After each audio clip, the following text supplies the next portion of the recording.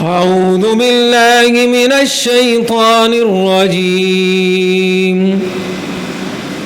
لقد من الله على المؤمنين إذ بعث فيهم رسولا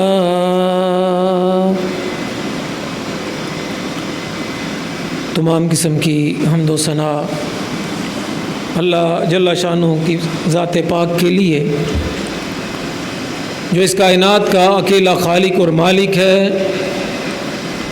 جو وحدہ لا شریک ہے، جو اکیلا اپنی تمام مخلوقات کی حاجات کو پورا کرنے والا اور اکیلا ہی ان تمام کی مشکلات کو آسان کرنے والا ہے۔ درود و سلام سید الاولین والآخرین، امام الانبیاء، سید الانبیاء جناب محمد الرسول اللہ صلی اللہ تعالی علیہ وسلم کی ذات گرامی پر، جن کو اللہ نے اپنا آخری پیغمبر اور رسول بنا کر مبعوث فرمایا۔ جمعے کے لیے میں تیاری تو یہ کر کے آیا تھا ذہنی طور پر کہ آج بتائیں گے کہ جنت کیسے جا سکتے ہیں، لیکن ہمارے بھائی نے فرمائش کی یہ ربیع الاول کا مہینہ شروع ہو گیا۔ مجھے نہیں پتا تھا، کیوں 2-3 دن سے پریشانی میں دھیان نہیں رہا، تو انہوں نے کہا جی آپ اس بارے میں گفتگو فرمائیں۔ تو یہ بات یاد رکھیں کہ نبی کریم صلی اللہ علیہ وسلم کی جو ولادت باسعادت ہے وہ ربیع الاول کے مہینے میں ہوئی ہے۔ اب اس میں آگے اختلاف ہے، کوئی کہتا ہے جی 12 ربیع الاول کو ہوئی ہے، اور بعض جو اہل تاریخ ہیں وہ کہتے ہیں نہیں 12 کو نہیں ہوئی، 9 ربیع الاول کو ہوئی ہے۔ بعض کہتے ہیں جی 8 ربیع الاول کو ہوئی ہے، بعض کہتے ہیں جی 15 ربیع الاول کو ہوئی ہے، اور بھی کئی اقوال ہیں۔ لیکن نبی کریم صلی اللہ علیہ وسلم کی ولادت کا جو مہینہ ہے وہ ربیع الاول کا ہے، اور اللہ تعالیٰ نے فرمایا لقد من اللہ علی المؤمنین اذ بعث فیہم رسولا من انفسہم، کہ اللہ تعالیٰ نے اہل ایمان پر یہ احسان فرمایا کہ اللہ تعالیٰ نے ان میں ایک رسول انہی میں سے مبعوث فرما دیا۔ حضور علیہ الصلوۃ والسلام جس مہینے میں پیدا ہوئے تو میں بتا رہا تھا اس مہینے کا نام کیا ہے جی؟ ربیع الاول کا معنی کیا ہوتا ہے؟ کہتے ہیں کہ اللہ تعالیٰ نے جتنا بھی نظام کائنات کا بنایا ہے ہر چیز کو اپنے اپنے موقع پر رکھا، اور اس ترتیب سے اللہ تعالیٰ نے اس کائنات کو منظم کیا ہے کہ کہیں پر بھی کوئی خامی آپ کو دکھائی نہیں دے گی۔ فرمایا تم آسمانوں کو دیکھو، ستاروں کو دیکھو، چاند کو دیکھو، ایک دفعہ نہیں تم بار بار دیکھو، یہ بات یاد رکھو کہ تمہیں اس کے اندر کوئی بھی کوتاہی اور کمی نظر نہیں آئے گی۔ یہ اللہ تعالیٰ کا کمال ہے۔ اور حضور کی پیدائش بھی ایک خاص طریقے سے ہوئی ہے۔ ربیع کا معنی ہوتا ہے بہار، کیا ہوتا ہے جی؟ بہار۔ اور اول کا معنی کیا ہوتا ہے جی؟ پہلی، نئی بہار۔ حضور کو اللہ تعالیٰ نے اس کائنات کے اندر جو پیدا فرمایا وہ بھی اس مہینے میں پیدا فرمایا کہ جو مہینہ کون سا مہینہ تھا؟ پہلی بہار کا مہینہ تھا۔ وہ جو عرب کے اندر ایک عرصے سے ظلم کی داستانیں رقم ہو رہی تھی، وہ جو جہالت کی داستانیں رقم ہو رہی تھی، اللہ تعالیٰ نے اس سب کو تبدیل کرنے کے لیے جس نبی کا انتخاب کیا وہ نبی بذات خود بھی بہار ہے، اور جس مہینے میں وہ آیا اس مہینے کا نام بھی کیا ہے؟ حضور کے آنے سے بہار ہے۔ اسے کہتے ہیں نا کہ حضور آئے تو دل مسکرائے، آپ آئے تو بہار آئی۔ حضور کے آنے سے اس دنیا کے اندر بھی بہار کے مہینے میں آپ کا ظہور ہوا، اور آپ کی ذات گرامی بذات خود بھی بہار ہے۔ اس دنیا کے اندر جتنی بہاریں ہیں نا، جس کو بہار آپ کہہ سکتے ہیں، وہ کس کی ذات سے جڑی ہیں؟ وہ حضور کی ذات سے جڑی ہیں۔ آپ کی زندگی میں بھی بہار نہیں آ سکتی کبھی، بہار کا موسم آئے گا اور گزر جائے گا، بالکل ایسے گزر جائے گا کہ جیسے خزاں تھی آئی اور ختم ہو گئی۔ آپ کی زندگی میں بھی کبھی بہار نہیں آ سکتی۔ ہم لوگوں کو دیکھتے ہیں کہ لوگ رو رہے ہیں، پریشان ہیں، خزاں اسی چیز کا تو نام ہے، مرجھائے ہوئے چہرے، مرجھائے ہوئے دل ہیں، پورا معاشرہ سارے کا سارا مرجھایا ہوا اور جھلسایا ہوا ہے۔ اور اگر اس معاشرے میں بھی بہار آ سکتی ہے، ہماری زندگی میں بہار آ سکتی ہے، تو صرف اور صرف ایک طریقے سے آ سکتی ہے کہ ہم اپنے آپ کو حضور کے ساتھ جوڑ لیں۔ حضور کے بغیر بہار نہیں آ سکتی، کسی کی زندگی میں بھی نہیں آ سکتی، یہ بات سمجھ لیں۔ کوئی ہمارے یہاں اپنے اپنے نظریات ہیں، کوئی بندہ یہ سمجھتا ہے کہ بندے کے پاس پیسہ ہو تو زندگی میں کیا آ جاتا ہے جی، بہار آ جائے گی۔ یہ لوگوں کی بات ہے کہ پیسہ آئے گا تو بہار آ جائے گی۔ میں نے دیکھا ہے کہ پیسہ ہے تو بے شمار ہے، لیکن دکھ بھی ہے بے حساب ہے۔ میں نے ایسے لوگوں کو دیکھا جو کروڑ پتی ہیں اور آپ خبریں سنتے رہتے ہیں کہ انہوں نے خودکشی کر لی۔ خودکشی بندہ پتہ کب کرتا ہے؟ جب دکھ اتنے زیادہ ہو جائیں کہ آپ سے سہن نہ ہو، تب انسان کہتا ہے کہ اس زندگی سے، اس جیون سے مر جانا بہتر ہے۔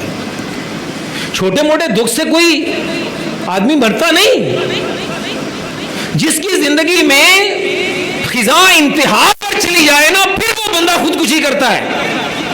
کروڑوں پتی لوگ انہوں نے خودکشیاں کر لیں، ہر محکمے میں کامیاب لوگوں نے خودکشیاں کر لی، مر گئے۔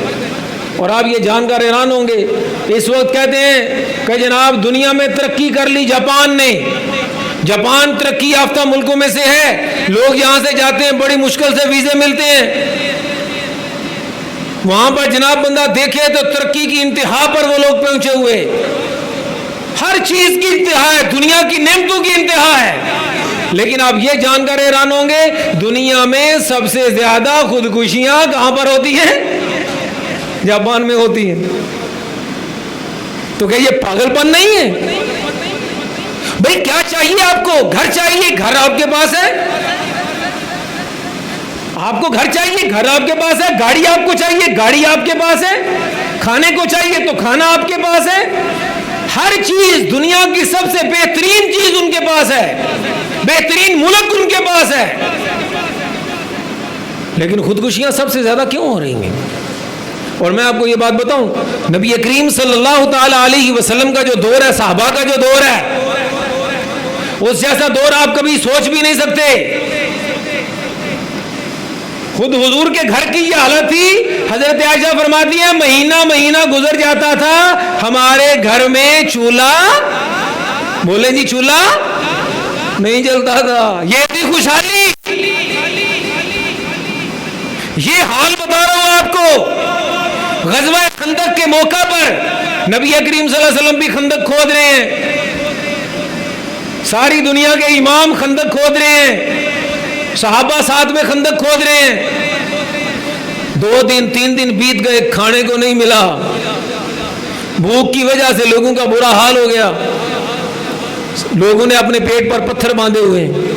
کہتے ہیں کہ صحابہ کرام رضوان اللہ علیہم اجمعین نبی کریم صلی اللہ علیہ وسلم کے پاس آئے، بھوک کی شکایت کی، تو حضور علیہ الصلوۃ والسلام کو بتایا کہ یا رسول اللہ دیکھیں پیٹ پر پتھر باندھے ہیں بھوک کی وجہ سے۔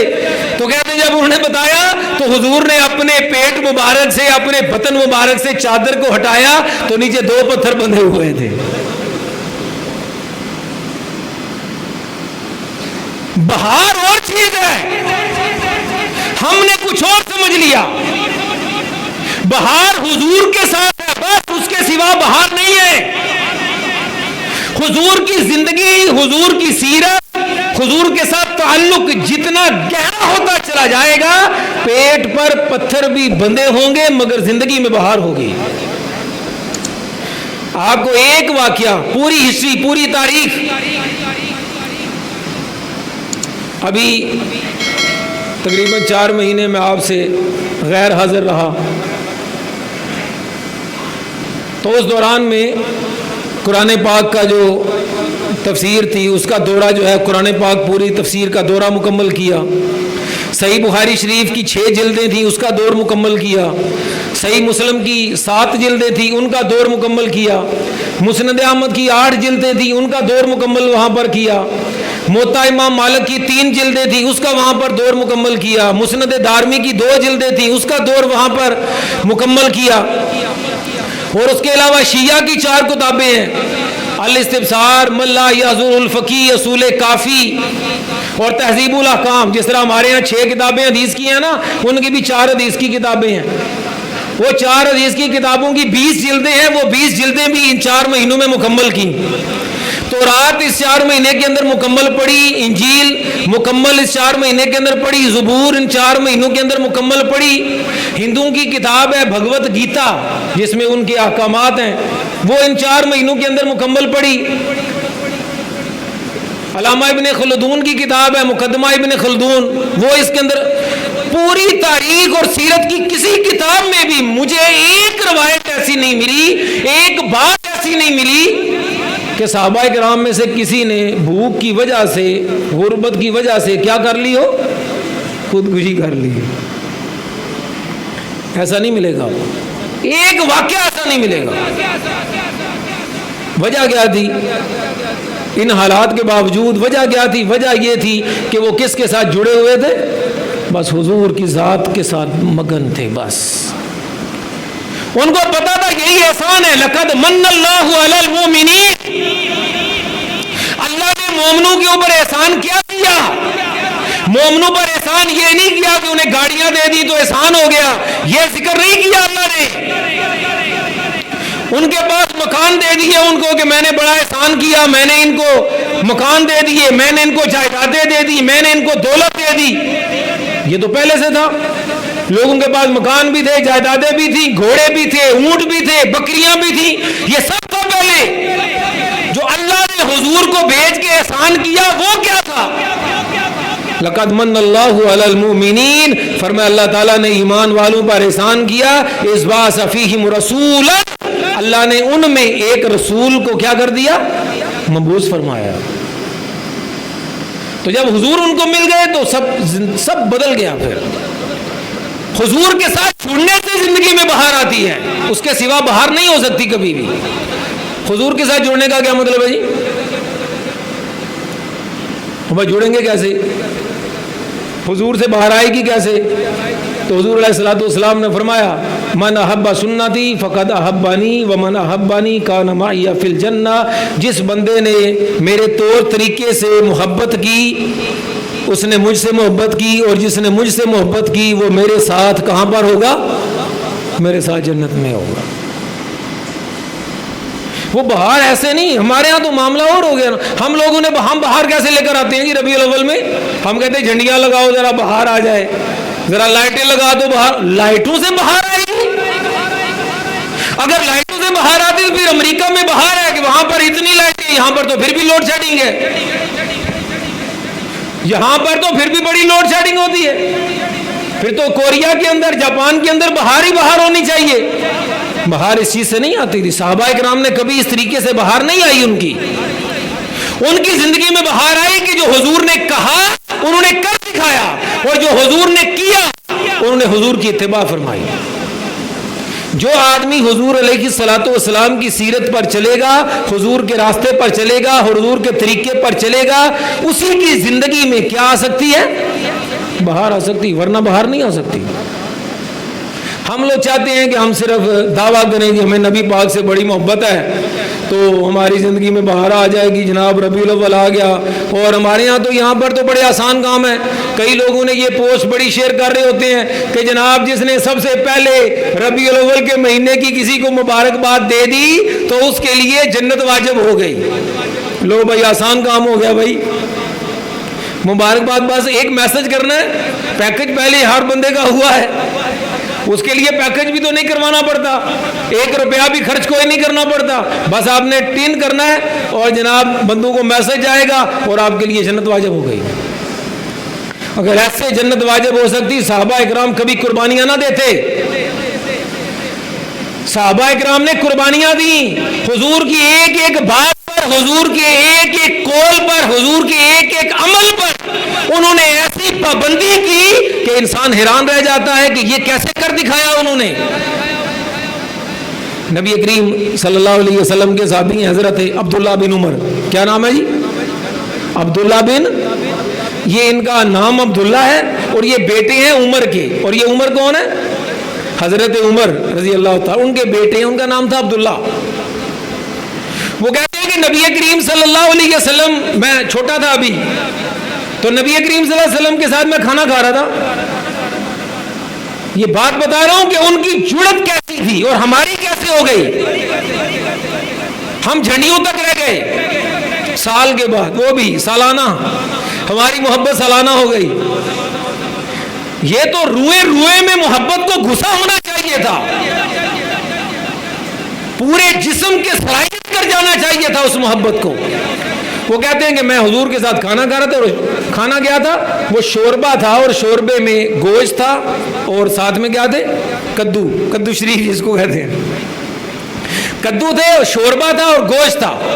تو کہتے ہیں کہ میں نبی کریم صلی اللہ علیہ وسلم جو تھے نا, میں نے ان کو دیکھا کہ وہ شوربے میں ڈھونڈ ڈھونڈ کے نا, کدو جو ہوتا ہے وہ کدو ڈھونڈ کے وہ کھا رہے ہیں.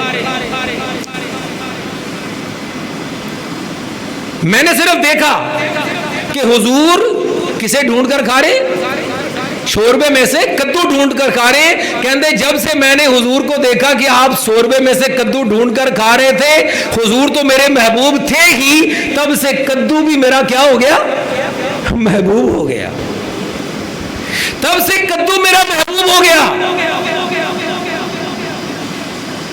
یہ ہے وہ بہار جو زندگی میں آتی ہے, ویسے نہیں آتی بہار. حالانکہ حضور نے کہا بھی نہیں کہ تو کدو کھا, کہا نہیں. حضور نے کسی حدیث کے اندر آپ نے نہیں کہا کہ تم کدو کھاؤ, لیکن انہوں نے دیکھا کہ حضور نے پسند کیا ہے, حضور نے کھایا, کھانا پسند کیا ہے, انہوں نے اس کو اپنی پسند بنا لیا. نبی کریم صلی اللہ علیہ وسلم نے شروع میں پہلے جو ہے وہ انگوٹھی بنوائی. وہ انگوٹھی بنوائی سونے کی. کون سی بنوائی؟ سونے کی انگوٹھی آپ نے بنوائی. تو جب حضور کو لوگوں نے دیکھا نا کہ آپ نے, میں بتا رہا ہوں نا, ان کا رنگ ہی اور تھا. ہمارے رنگ بدل گئے, ہمارے نظریات ہی بدل گئے, ہماری سوچ بدل گئی, ہمارا مقصود بدل گیا. حضور نے انگوٹھی سونے کی بنوائی, سب نے سونے کی انگوٹھیاں بنوا لی. تھوڑی دیر گزری تو نبی کریم صلی اللہ علیہ وسلم نے فرمایا کہ اللہ تعالیٰ نے مردوں پر سونے کو کیا کر دیا ہے, حرام کر دیا ہے. حضور نے وہ سونے کی انگوٹھی جو ہے وہ اتار دی. حضور نے سونے کی انگوٹھی اتاری اور صحابہ کرام نے بھی سونے کی انگوٹھیاں کیا کر دی, اتار دی. آبجیکشن کوئی نہیں کہ یہ کیا بات ہوئی جی, پہلے آپ نے پہن لی ہے, آپ اتار دی ہے, یہ کیا بات ہے. بات کیا ہوئی, بس حضور نے پہنی, انہوں نے پہنی, حضور نے اتاری, انہوں نے اتار دی. کہتے ہیں کہ ایک صحابی تھے, انہیں پتہ نہیں تھا اس بات کا کہ حضور نے سونا پہننے سے کیا کر دیا ہے, منع کر دی. انہوں نے پہنی ہوئی تھی. ایسے ہی ایک دفعہ حضور کی مجلس میں آئے تو حضور نے اس کی ہاتھ میں وہ انگوٹھی دیکھ لی. جب آپ نے انگوٹھی دیکھی تو آپ نے فرمایا کیا تم یہ پسند کرتے ہو کہ تمہاری اس انگلی پر آگ کا انگارہ رکھ دیا جائے؟ تم نے سونے کی انگوٹھی پہنی ہے, تمہیں پتہ نہیں کہ سونا تو مردوں پر حرام ہے. کہتے ہیں کہ اس نے سونے کی وہ انگوٹھی جو پہنی ہوئی تھی اسے اتار کے اسی وقت پھینک دیا. جیسے ہاتھ پر انگارہ ہو تو کیا کریں گے آپ, سوچیں گے تو نہیں نا کہ ذرا ٹھہر کے ذرا میں اس کو سائڈ پہ رکھ دیتا ہوں. انگارہ لگے گا, پھینکیں گے. اس نے بھی اسی طرح جیسے ہاتھ پر واقعی انگارہ ہو گیا, ٹھیک وہ سونے کی, لیکن اس کو لگا کہ حضور نے فرمایا انگارہ ہے تو میرے لیے کیا ہو گیا, انگارہ ہو گیا. اس نے انگوٹھی پھینک دی. کہتے ہیں مجلس ختم ہوئی. مجلس ختم ہونے کے بعد حضور علیہ الصلوۃ والسلام چلے گئے. صحابہ کرام بھی اٹھ کر جب جانے لگے تو ایک آدمی نے اس سے کہا, اس صحابی سے, کہ یار ایک کام کرو, یہ انگوٹھی اٹھا لو, تمہارے کسی کام آ جائے گی. تم نہ نہیں پہننا تو تم ایسا کرنا, عورتوں کو تو حلال ہے نا, تو اپنی کسی عورت کو دے دینا, وہ پہن لے گی. وہ کہنے لگا نہیں, جس کو حضور کے کہنے پر میں نے پھینک دیا ہے, اب کوئی اس کو اٹھاتا ہے تو اٹھا لے, میں نہیں اٹھاؤں گا. اس لیے ان کی زندگی میں بہار آ گئی.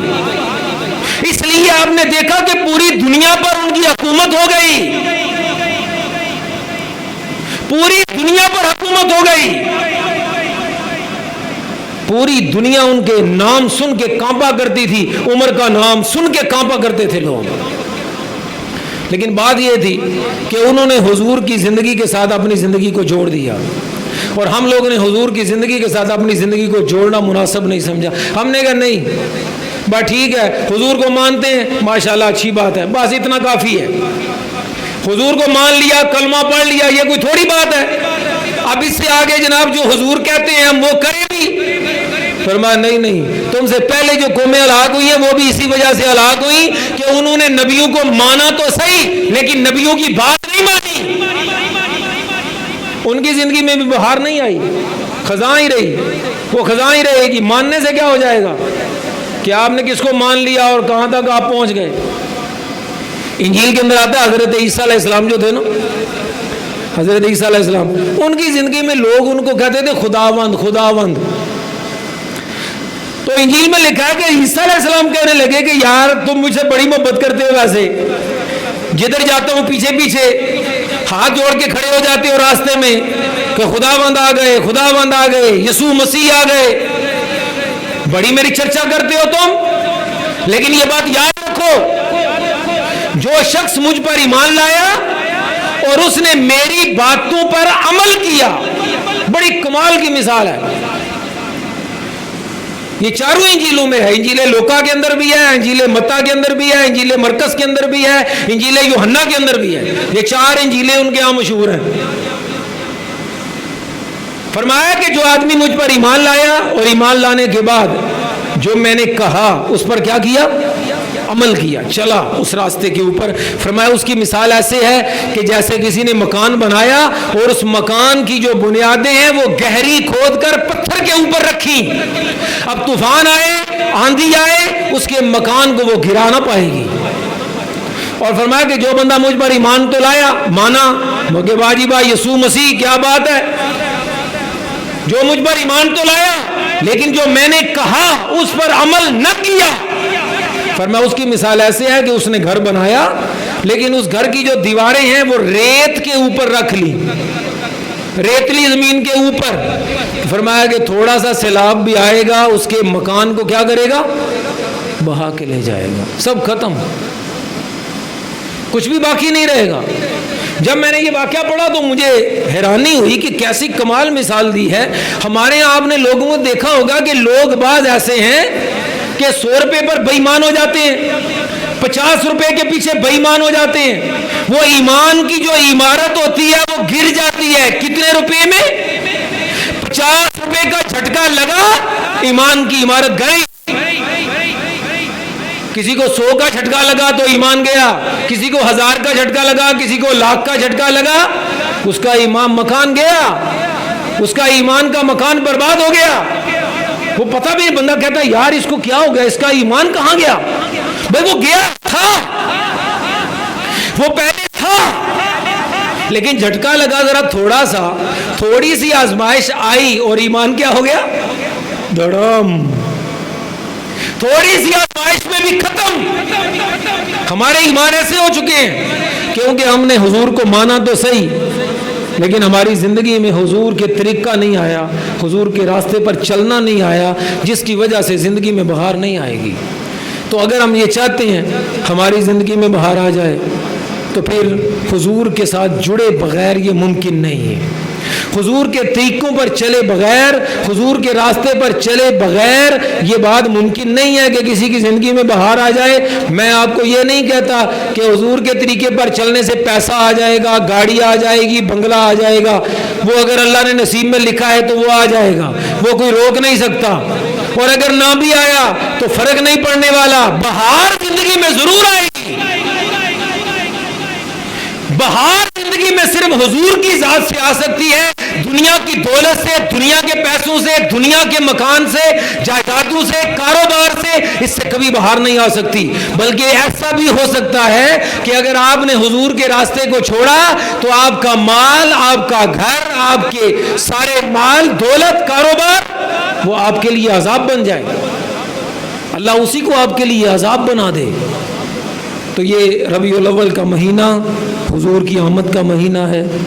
اس کو حقیقی بہار بنانے کے لیے ضروری ہے کہ ہم اپنے آپ کو حضور کے ساتھ جوڑ لیں، حضور کی سیرت، حضور کے راستے، حضور کی سنت کے مطابق ہمارا رہنا سہنا، کھانا پینا، سونا جاگنا، زندگی، رشتہ داریاں، تعلقات، یہ سارے ویسے ہو جائیں جیسے اللہ کے رسول نے بتایا ہے، تو انشاءاللہ اللہ ہماری زندگیوں میں بہار لائے گا۔ اللہ عمل کی توفیق عطا فرمائے۔ السلام علیکم ورحمۃ اللہ وبرکاتہ۔